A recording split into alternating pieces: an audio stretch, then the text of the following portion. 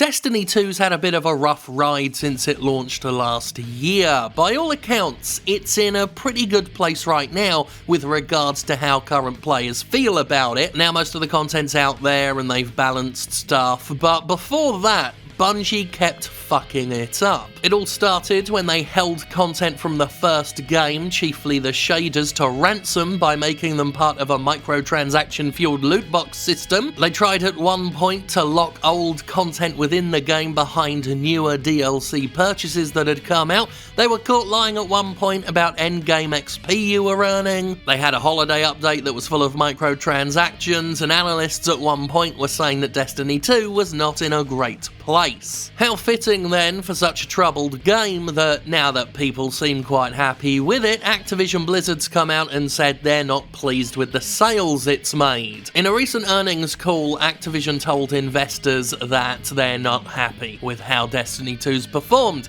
and they've promised that there will be new monetization in the game because that's what the industry needs, it's more monetization, and they're going to have a faster model for content. After so many years at this point, it shouldn't really be surprising that a publisher's said it's unhappy with the sales of games made, because at this point they don't seem happy ever. Whenever we see games selling millions and millions of copies, eventually we get to some shareholder meeting, some investor call, and the publisher says that they were below expectations, which makes you wonder exactly how many copies they expect to sell, considering there's only a limited number of people in the world and they seem to want to sell more than that. This of course ties back to everything we've been talking about here on the channel recently, about how expectations for games are so high now because of microtransactions, monetization, in-game gambling. They've raked in billions and billions of dollars in revenue, and shareholders always want those numbers to go up, so they expect better each time. Eventually, the expectations will outpace reality, and with the number of games that perform below expectations, it appears we reached that point years ago. I mean, only recently we've seen Activision Blizzard stock drop after the release of Black Ops 4 because investors seem disappointed that it only made $500 million. Activision COO Coddy Johnson said, "We have not yet seen the full core re-engage in Destiny." Full core re-engage sounds like a game title, which has led to the underperformance against expectations to date. Some players are in wait-and-see mode. If you're in, you're deeply engaged. If not, we think now's the time to bring players back. I noticed long ago, the game industry stopped using words like entertaining and fun and only use the word engaging now. They don't even care if you enjoy games, you've got to be engaged, which only leads to them making games more addictive instead of more entertaining. Just interacting with it is enough. It's like on YouTube, they don't actually care whether you click the like or the dislike button. It all helps the algorithm, they only care that you're engaged. Full core re-engage. This is how they talk. It's going to be interesting to find out exactly what this more monetization and faster content model means for Destiny 2. I've expressed fears in several videos that games are only going to get worse in terms of quality and the value they offer up front to a player, while asking for more money to keep up with the increasingly unrealistic revenue expectations of publishers. Over the past 5 years, we've seen more and more companies insert microtransactions into their games in ways that are only optional on paper, where they're technically optional purchases, but the game's been designed in such a way as to be unfun and grindy and imbalanced without them. And that's a problem that is not going to get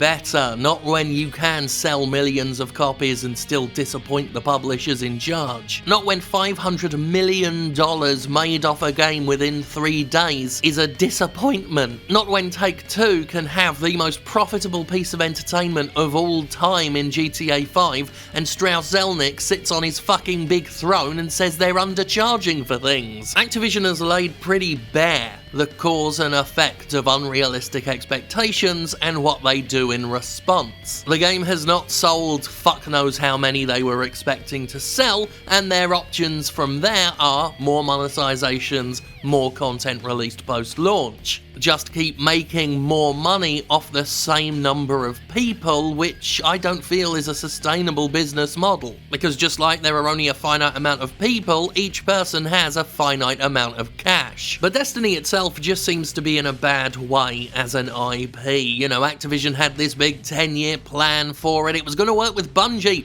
The Halo people. It no doubt expected Destiny to be on par with Halo in terms of mainstream appeal and cultural significance and, of course, money. But it didn't get that. I mean, Destiny has made tons of cash, don't get me wrong, it's reached a lot of people, but it's not on that Halo level. And with the game continuing to disappoint Activision no matter how well it performs, it's clear that Activision wanted it on that Halo level. And in an industry, as where we've discussed many times, companies don't just want some money, they want all of the money conceivable. Anything short of mass market engagement is going to let industry executives down. So the answer is not to appeal to a wider audience, it's not to get on that Halo mainstream level, it's to take the audience you already have and milk their udders dry. So good luck with that, Activision Blizzard. I hope that turns out very well for you. Actually, I don't hope that turns out well for you at all. Every failure you have is music to my ears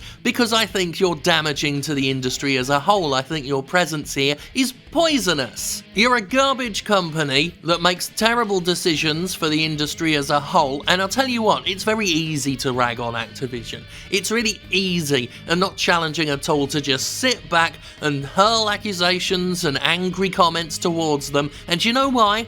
Because Activision Blizzard makes it fucking easy. Games are gonna get crapper, and they're gonna want more cash because of stuff like this and other stuff we've discussed before. Specifically because of companies like Activision Blizzard leading the way and raking in so much money, they literally at this point don't know what to do with them bloody selves. Full core re-engage. No one who says full core re-engage should be making decisions ever, anywhere. Ever. And while I'm mostly being facetious and just making fun of stupid industry buzz terms, I do genuinely think that that is more telling than it lets on as to how they see their audiences and how they see people interacting with their games. Full core re-engage. Anyway, long story short, the industry's fucked.